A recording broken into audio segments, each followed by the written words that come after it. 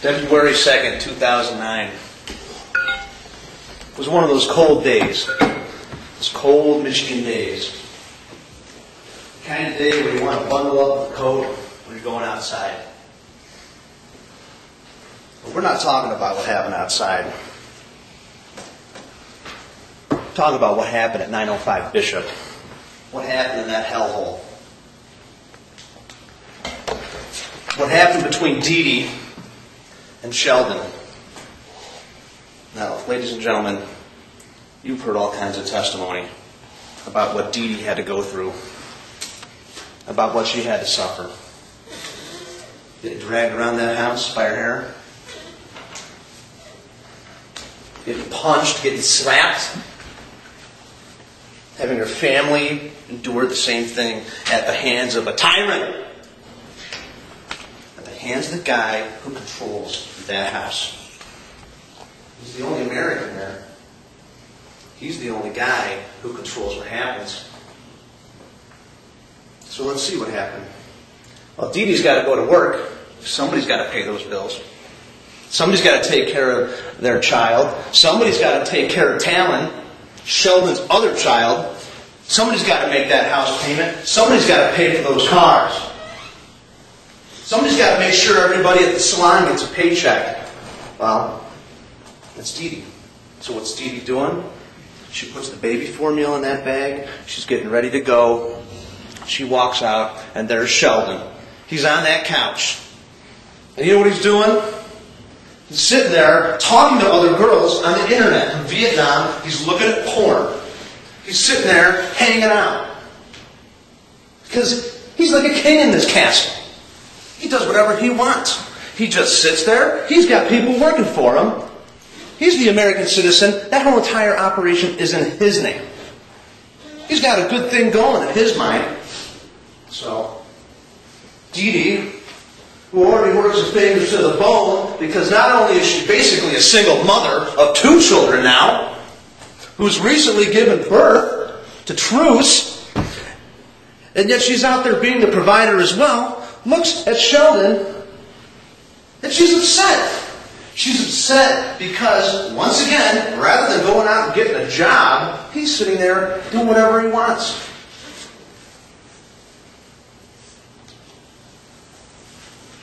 So she says some things to him. It's probably a bad idea.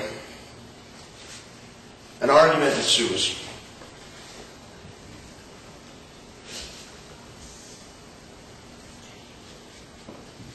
She made the wrong decision. She decided to call him his father. And with that turned on a switch. And the monster came out. That monster came out. Because nobody defies Sheldon in that house. Nobody does. And what happens next?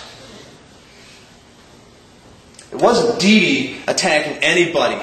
He throws her right down and starts slapping her. That's what Misa said. That's what he hears. That's what Sheldon says. And that's what Dee Dee remembers too. Just being abused right there. You imagine that. Well, she's not supposed to feel any fear at that point, right? Of course not. Why would she feel fear? To be punched by the person who is supposed to be the person who loves you. But he doesn't love her. But that's not the end of it. It's the kind of abuse that's gone on for so long. That's almost like she knows it's going to happen. But this time it's different. There's a major difference in this abuse. That's so much different than every other time. He puts her up against that refrigerator. And you saw how big he was. He puts his body weight right into her with his arm. And all that oxygen in there, what's keeping her alive, goes right out. And she's suffocating. And what is she supposed to do? Be complacent? What is she supposed to do? She can't do anything because this guy, her abuser, is twice the size of her. He's much stronger than her, and she's helpless. That arm is right in her chest, and she's dying. She is dying on that refrigerator.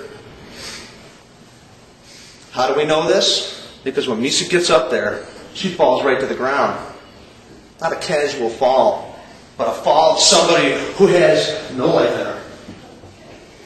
And she's sitting there dying on that ground. She's dying on that ground. And what's Sheldon do? What's this guy who's supposed to be in fear for his life doing? He turns right around and sees Misa. And you know what he tells Misa, who's trying to get a knife out to save his cousin's life? You put that knife away, or I'm going to make you fucking eat it. That's a guy in fear? That's a guy in fear, right? Now, this is a small house. This is not a big house by any means. We're talking about feet here. So Dee Dee, thank God she's alive. She's alive. She gets up, and she gets up to that. To her abuser, to the man who has punched her, and you can look at that evidence. Look at her black eye. Black guys don't make themselves. She gets up, and that guy turns around, and she grabs a knife. Because what else is she supposed to do? I'm ready for round 2. You didn't kill me the first time. Kill me now? Is that what she's supposed to do? She's not supposed to do that. She has a right to defend herself. The people have the burden to prove, beyond a reasonable doubt, that she wasn't using self-defense. But I don't even think it gets there. If she grabs that knife, she doesn't lunge at him. Are you serious? She lunges at him like she's going to do something to him, the guy who's repeatedly abused her, drag her around that house, who's threatened her, not just with physical violence, but with verbal abuses. She's trapped in there. She's like an animal in a cage. She can't get out of that house, no matter what she does. But she doesn't want to die either, because nobody wants to die. So she grabs that knife. She doesn't go running around after him. That's not what happens. All the people who are actually there say what really happened. Sheldon went and grabbed her immediately. Not because he was scared, but because nobody messes with him in that house. He just told Misa he's going to kill him. He just almost killed Dee Dee, and now she's got a knife? Probably would have killed her. She just got lucky. So he goes over there and just takes a step or two and grabs her arm. The one with the knife in it. This is the testimony that we heard. And then, now that she has no control over this hand, she goes and grabs the fish sauce bottle. Well, here's this guy who just almost killed her. And so she tries and breaks the bottle. Well, boom. He grabs her other hand. This is testimony, not just from Sheldon, not just from Dee Dee, but from Misa too. Everybody there. And from that point forward, she had no control at all. It's too bad Sheldon got cut. I feel sorry for him. That's too bad he got cut. As Misa said, he saw them flailing arms. Well, yeah, you know why? It's because Sheldon's got her locked down like this. That's an iron grip. That's the grip of a very strong and very controlling and very dangerous individual. Extremely dangerous. And what the people fail to even talk about is that once he's locked on, that's it. He drags her right out. He drags her right over here to the front door, and he's trying to open this door, because who knows? He's trying to throw her out. Who knows? He's done it before. He did it with pulling her by her hair before. Probably going to do the same thing again. Well, in that melee, he gets cut a couple of times. I mean, you heard him say that he got slashed when he went in there to grab her. Okay? He wasn't afraid at all. Unfortunately for Sheldon, he slips, but that grip is still on her. That grip is still on her. And just by sheer luck, she lands on top of him. Because God forbid